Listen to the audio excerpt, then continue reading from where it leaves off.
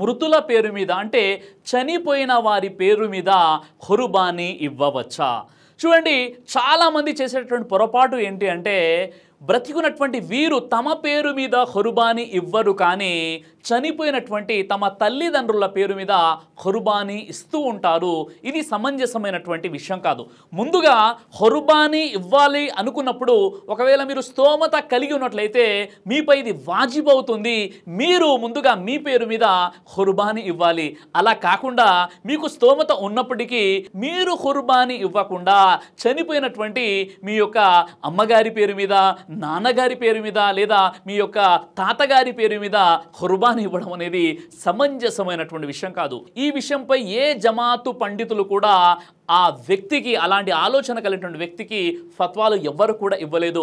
ప్రతి జమాతు పెద్దలు చెప్పే విషయం ఏంటంటే ముందు నీకు స్తోమత ఉంటే ముందు నీ పేరు మీద నువ్వు ఖుర్బానీ ఇవ్వాలి. మరి అలాంటప్పుడు చనిపోయిన వారి పేరు మీద ఖుర్బానీ ఇవ్వాలా ఇవ్వకూడదంటే చనిపోయిన వారి పేరు మీద కూడా మనం ఖుర్బానీ ఇవ్వవచ్చు, కానీ దానికి 3 షరతులు ఇక్కడ మనకు కనిపిస్తున్నాయి. ఇబ్నే మాజా హదీస్ నంబర్ 3122లో ఖుర్బానీ ఇస్తున్నటువంటి వ్యక్తి తన వైపు నుండి తన ఇంట్లోని బ్రతికి ఉన్న వారి తరపు నుండి తన ఇంట్లోని చనిపోయిన వారి తరపు నుండి సంకల్పం చేసుకుని అతడు ఖుర్బానీ ఇవ్వవచ్చు.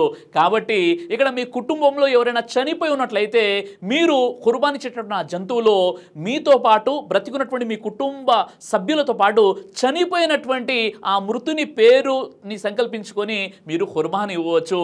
ఆ చనిపోయినటువంటి వ్యక్తి కూడా ఆ యొక్క ఖుర్బానీ యొక్క పుణ్యం ప్రాప్తమవుతుందని ఇక్కడ హదీసులో చెప్పడం జరిగింది. అంటే ఒక జంతువులో ఇన్ని సంకల్పాలు మీరు చేసుకోవచ్చు. 3 సంకల్పాలు. ఒకటి, మీరు ఖుర్బానీ ఇస్తున్నటువంటి ఇంటి యజమాని, మీ కుటుంబీకులు, అదేవిధంగా మీ యొక్క చనిపోయినటువంటి మృతుల పేరుతో కూడా మీరు ఇవ్వవచ్చు ఒకే జంతువులు. ఇక రెండో విషయం ఏంటంటే చనిపోయినటువంటి వ్యక్తి అతడు చనిపోయే ముందు వసియత్ చేసిపోతే అతని పేరు మీద ఖుర్బానీ ఇవ్వడం అనేది తప్పనిసరిగా ఉంటుంది. అంటే ఇప్పుడు ఉదాహరణ, మీ ఇంటి యజమాని చనిపోయేటప్పుడు ఏం చెప్పారంటే ప్రతి బక్రీద్లో మీరు నా పేరు మీద మీరు ఖుర్బానీ ఇస్తూ ఉండండి అని ఆయన గనక వసియత్ చేసిపోతే తప్పనిసరిగా మీకు స్తోమత ఉన్నట్లయితే మీరు మీ కుటుంబీకుల్లో ఎవరైతే చనిపోయారో వారి పేరు మీద మీరు ఖుర్బానీ ప్రతి సంవత్సరం ఇస్తూ ఉండవచ్చు. ఒకవేళ వారు వసియత్ చేయకుండా మీరు వారి పేరు మీద చేయాలనుకుంటే అది సదఖా దానంలో పరిగణించబడుతుందని ధార్మిక పండితులు తెలియజేశారు. ఇక మూడోది ఏంటంటే చనిపోయినటువంటి వారి యొక్క తల్లిదండ్రులు వారు వసియత్ చేయలేదు, మా పేరు మీద మీరు ఖుర్బానీ ఇవ్వండి అని వారు చెప్పలేదు, కానీ నేను చేయవచ్చు అంటే తప్పనిసరిగా చేయవచ్చు ఒకవేళ మీ వద్ద స్తోమత ఉంటే. కానీ ఇక్కడ ఒక విషయాన్ని గుర్తు పెట్టుకోవాలి. ఆ విషయం ఏంటంటే మీరు ఖుర్బానీ ఇచ్చేటప్పుడు మీ పేరు మీద, బ్రతికున్నటువంటి మీ కుటుంబీకుల పేరు మీద, చనిపోయినటువంటి మీ యొక్క తల్లిదండ్రుల పేరుని ఒకే జంతువులో మీరు సంకల్పం చేసుకోవచ్చు. అయినప్పటికీ కూడా మీకు స్తోమత ఉండి ప్రత్యేక జంతువును చనిపోయినటువంటి మీ తల్లిదండ్రుల పేరు మీద వారు వసియత్ చేయనప్పటికీ మీరు ఆ యొక్క ఖుర్బానీ ఇవ్వాలి అనుకుంటే మీరు తప్పనిసరిగా ఇవ్వచ్చు, కానీ అది ఒక సదఖాగా పరిగణించబడుతుంది.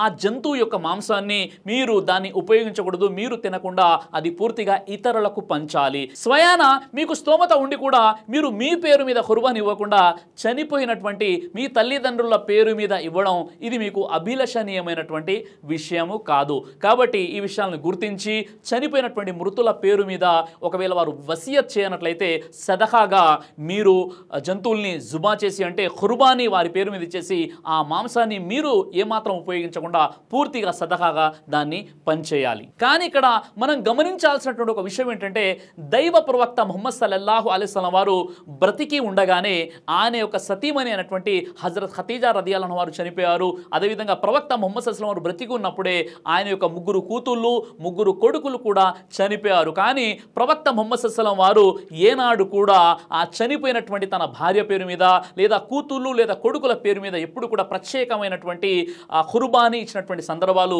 ఏ ఒక్కటి కూడా మనకు కనిపించదు. పైగా ప్రవక్త ముహమ్మద్ సల్లల్లాహు అలైహి వసల్లం వారు ఖుర్బానీ ఇచ్చేటప్పుడు చెప్పినటువంటి ఆ పదము ఏంటంటే వాలి ముహమ్మద్, అంటే తన కుటుంబీకులందరినీ కూడా పేర్కొనేవారు. దీన్ని బట్టి వారి కుటుంబంలో చనిపోయినటువంటి వారందరి పేర్లు కూడా అందులో ఆ ఖుర్బానీలో వచ్చేసాయి. కానీ ఇక్కడ ధార్మిక పండితులు చెప్పినటువంటి విషయం ఏంటంటే ఏ వ్యక్తికి అయితే స్తోమత ఉంటే తప్పనిసరిగా వారి యొక్క చనిపోయినటువంటి తల్లిదండ్రులు ఒకవేళ వసియత్ చేయకపోయినప్పుడు కూడా సదకాగా భావించి వారి పేర్ల మీద కూడా మీరు ఖుర్బానీ ఇవ్వవచ్చు అని తెలియజేశారు. దైవ ప్రవక్త ముహమ్మద్ సల్లల్లాహు అలైహి వసల్లం వారు తెలియజేశారు, కడుపుకు సంబంధించినటువంటి అన్ని రకాల వ్యాధులకు అద్భుతమైనటువంటి ఔషధం తల్బీనా. ఇది దైవ ప్రవక్త వారి సున్నత్, మంచి ఆహారం, ఇమ్యూనిటీ బూస్టర్, ఇందులో షిఫా ఉంది.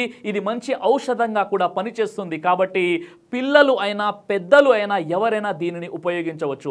అలాగే ఖురాన్లో దైవం తెలియజేశాడు, తేనెలో మీకు స్వస్థత ఉంది అని. కాబట్టి స్వచ్ఛమైనటువంటి తేనె కోసం మీరు సంప్రదించండి. అలాగే షాహీ హల్వాను మీరు తప్పనిసరిగా ఉపయోగించి మీ దాంపత్య జీవితంలో మంచి అనుభూతిని పొందండి. ఇందులో ఎలాంటి సైడ్ ఎఫెక్ట్స్ లేవు. ఇది కంప్లీట్గా హెర్బల్ ప్రొడక్ట్స్తో తయారు చేయబడినటువంటిది. కాబట్టి ఇక్కడ కనిపిస్తున్నటువంటి ఈ నెంబర్స్కి కాల్ చేసి మీరు ఇప్పుడే ఈ ప్రోడక్ట్ని ఆర్డర్ చేసుకోవచ్చు. కొరియర్ ఫెసిలిటీ కూడా ఉంది.